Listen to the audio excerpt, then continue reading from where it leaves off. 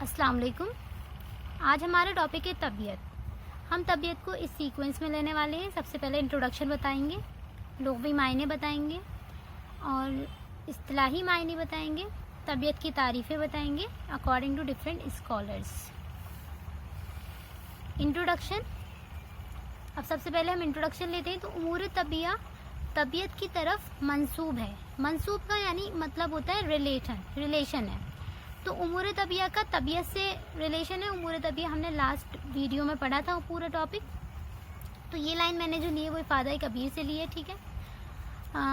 अब आ जाते हैं, तबीयत इस क़ुव्वत को कहते हैं जो हरकत व सुकून को बज़ात पैदा करे, ठीक है। यानी कि तबीयत वो ताकत है, वो पावर है जो हरकत और सुकून, हरकत का मीनिंग होता है मूवमेंट, ठीक है। जो जिस्म के अंदर हरकत या छोटे छोटे फंक्शंस चल रहे हैं, मूवमेंट चल रहे हैं वो, और सुकून यानी कि रेस्ट, तो दोनों ही तबीयत का काम है। दोनों पैदा करना तबीयत ही कर रही है, ठीक है। और 7 उमूर यानी कि जो उमूर तबिया, जो 7 उमूर थे जिनसे मिलकर बदन इंसान बना था, ठीक है। वो 7 उमूर क्या थे पता है आपको? अरकान, मिजाज, अखलाक, आज़ा, अरवा, क़ुवा, अफ़ाल, ठीक है। तो ये 7 उमूर को तबीयत की तरफ निस्बत दी गई है। यानी कि 7 उमूर को तबीयत से क्यों रिलेट किया गया है, तो इसकी तरफ रिलेट किया गया है, निस्बत दी गई है। देने की वजह क्या है? तो देने की वजह ये है कि तबीयत मुदब्बिराए बदन होती है, ठीक है। तबीयत मुदब्बिराए बदन होती है। मुदब्बिराए बदन मैं आपको डिटेल में आगे इसका मतलब बताऊंगी। मुदब्बिराए आप इसे समझ सकते हैं कि तदबीर करने वाला, यानी कि जो तबीयत हमारी बदन की तदबीर करती रहती है, उसकी इस्लाह करती रहती है, होती है, ठीक है। और उमूर बदन के अज्जा होते हैं।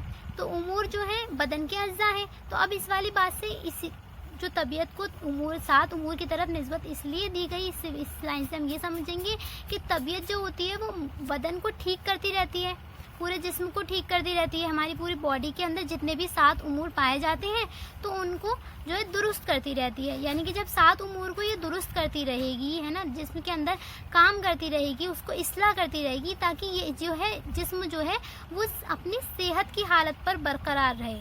तो यानी कि इसलिए इन दोनों का रिलेशन है, उमूर तबिया और तबीयत का।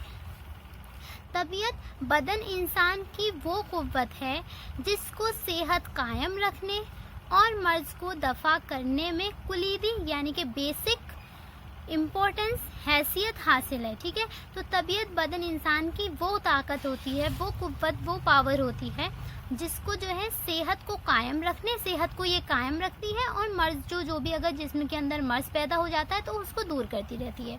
तो ठीक है, इस तबीयत को यही काम के लिए एक कुलीदी हैसियत हासिल है। कुलीदी कुल्ली से बना है, यानी कि पूरी तरह से बेसिक हैसियत हासिल है इसको। इंसानी सेहत के लिए ये बात बहुत अहमियत रखती है कि जिस्म को अमराज की आमा जगह, यानी कि जगह ही न दिया जाए, अमराज को जिस्म के अंदर बनने ही न दिया जाए, और वो हालात ही ना पैदा हो पाए जो मर्ज के लिए ज़मीन हमवार पैदा करते हैं। यानी कि पहली बात तो ये है कि जिस्म को अमराज के लिए आमद जगह दी नहीं जाए, ठीक है। यानी कि उसको जगह ही ना दी जाए कि अमराज आए, और या फिर उस तरह के हालात ही ना पैदा होने दिए जाए कि अमराज आने की मतलब आकर ठहर पाएँ उसके अंदर। तो इसलिए ज़रूरी है कि हम तबीयत का पूरा इल्म हासिल, हम लोगों को पूरा इल्म हासिल हो तबीयत के बारे में, क्योंकि तबीयत ही मुदब्बिराए बदन होती है। यानी कि तबीयत मुदब्बिराए बदन होती है बदन को ठीक करने की। और तिब यानी कि इल्म तिब में हमारा मकसद क्या होता है? इल्म तिब का हमारा मकसद यही होता है कि हम जो है मर्ज को दफ़ा करें और सेहत को कायम रखने की कोशिश करें। और सेहत को कायम हम तभी रख सकते हैं जब हम मुदब्बिराए बदन पता कर लें कि हम जिस्म को कैसे ठीक कर सकते हैं, कौन कौन से ऐसे तरीके हैं कि हमारी सेहत जो है वो अपनी जगह पर बरकरार रहे और जो मर्ज है उसको दफ़ा करें। यानी कि हमें सबसे पहले बेसिकली तबीयत को भी समझना होगा, क्योंकि तबीयत ही ये काम कर रही है पूरी तरह से, ठीक है। अब आ जाते हैं मुदब्बिराए बदन में आपको बता रही थी। तो मुदब्बिराए बदन क्या होता है? मुदब्बिराए बदन मुतब्बिराए बदन, ठीक है। تو مدبرہ بدن، تو مدبرہ جو ہے وہ مدبر سے بنا ہے، ٹھیک ہے. اور مدبرہ کے معنی ہوتے ہیں تدبیر کرنے والے کے، تدبیر کرنے والے یا والی جو بھی ہے، تدبیر کرنے والے کے. اور تدبیر کے معنی ہوتے ہیں اصلاح یا پھر درست کرنے کے، ٹھیک کرنے کے.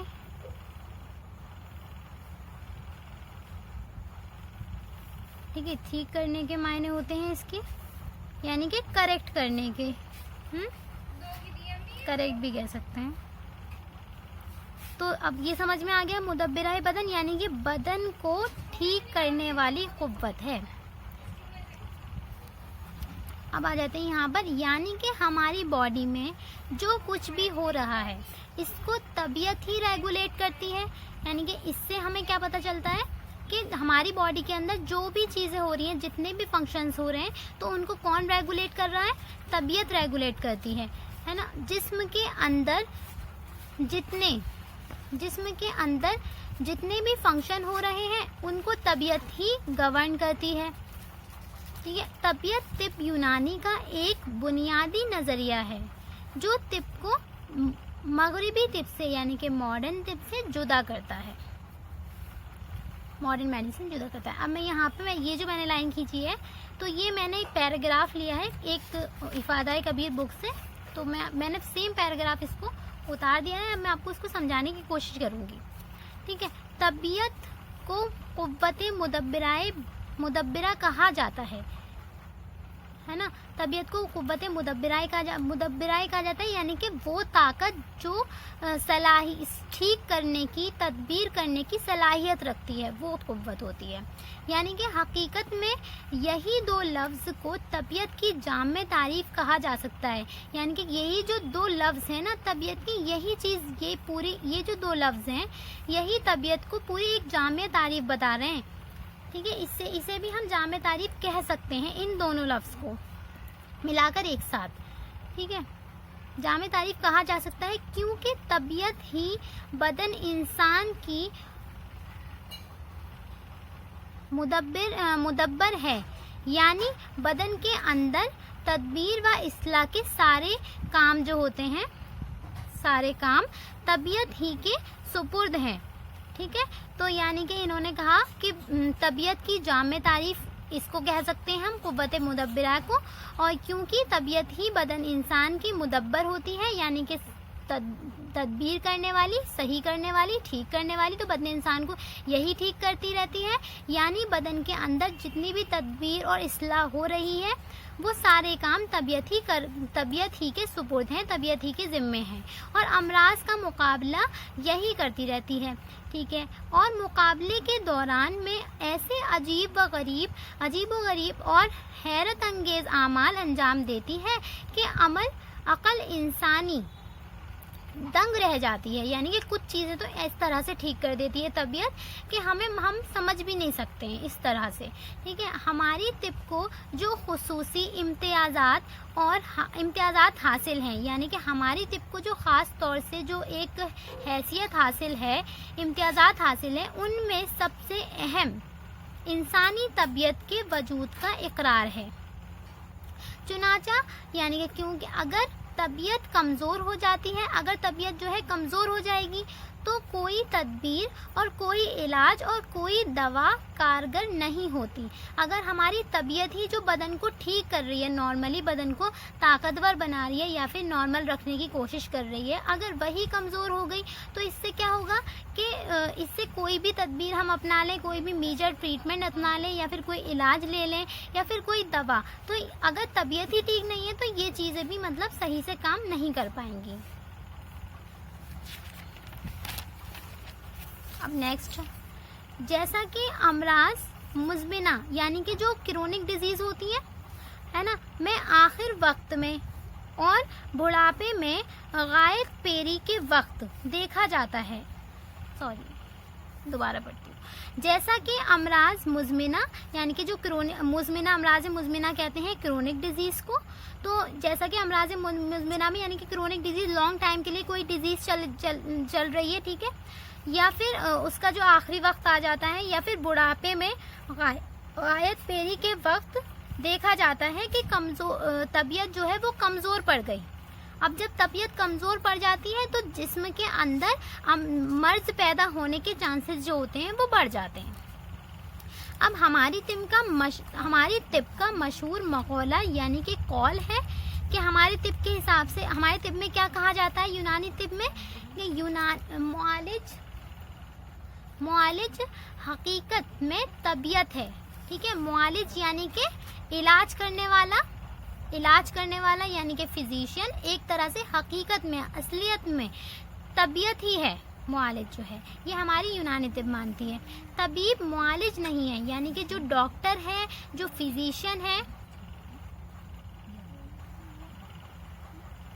جو معالج نہیں ہوتا. طبیب بیچارہ تو محض خادم کی حیثیت رکھتا ہے, یعنی کہ یہ تو صرف طبیب جو ہوتا ہے, ڈاکٹر جو ہوتا ہے, وہ صرف طبیعت کی جو ہے مدد کرتا ہے, خدمت کرتا ہے, ٹھیک ہے. جو اصلی معالج کی امداد اور اعانت کے فرائض انجام دیتا ہے.